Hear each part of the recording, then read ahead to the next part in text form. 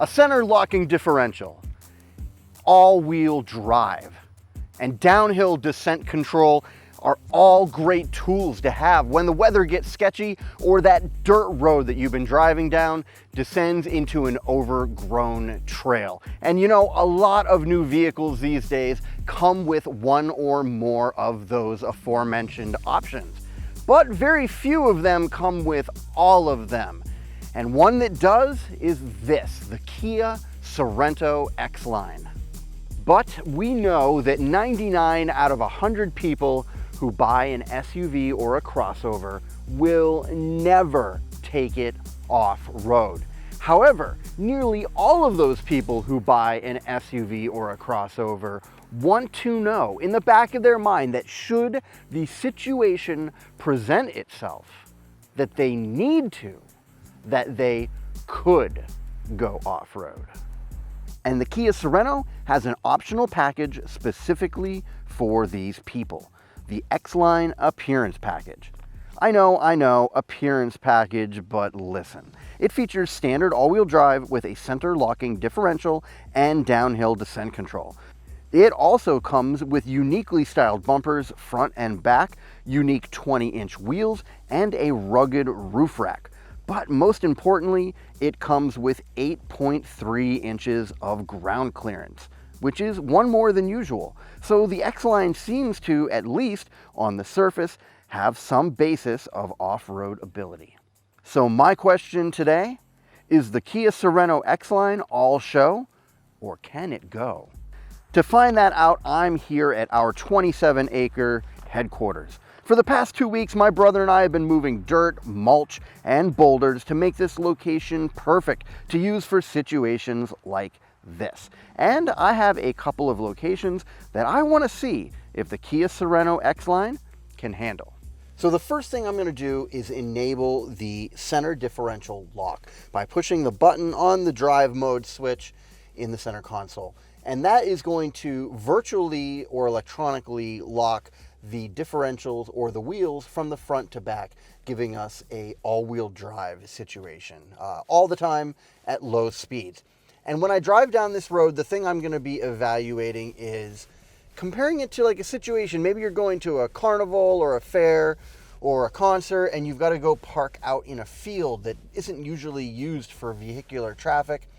That's what this road is going to simulate. A very loose, uncompacted surface, not a lot of traction if you really had to go and spin your tires. This road is comprised of a lot of wood chips and fine sand and dirt, so the traction is kind of spotty from place to place, but the Kia is handling it magnificently. I can't express this, not even one wheel is slipping despite this being a somewhat loose surface. We're kind of gaining a little elevation here, going up and down over some bumps and ruts, and let's take it down for a little more interesting route. This thing is doing so well, I'm gonna go and try to go around our pile here. Now, I will say this Kia Sorento does not exactly have a tight turning radius, so I'm gonna have to back up. It does have a 360-degree camera, which is really useful, and a backup camera, so I don't smash into those rocks and twigs back there. And here we are. Now I'm going up an incline that has been coated with about 6 inches of wood chips and is literally just biting in with all four wheels and pulling us up the hill, which for a vehicle not advertised as an off-road going machine, I mean, I guess Kia says this is meant for challenging road situations, but it really is proving itself right now. Up next is a little bit more challenging of a situation. This path is entirely dirt and is meant to simulate an area that you might have to drive over that was not intended for a vehicle to travel on. So we've got ruts and holes and dirt and a little bit of mud. There are buried twigs, which means the surface of the trail is just a little slick. things aren't really packed down. You're not going to get much traction if you need to. And now we've got some embedded boulders that are in the ground that we've kind of got to traverse over at the same time. You know, kind of using up that suspension travel as we get different fluctuations in the trail. Now we're going to make a hard left-hand turn and start to come back down to the parking lot.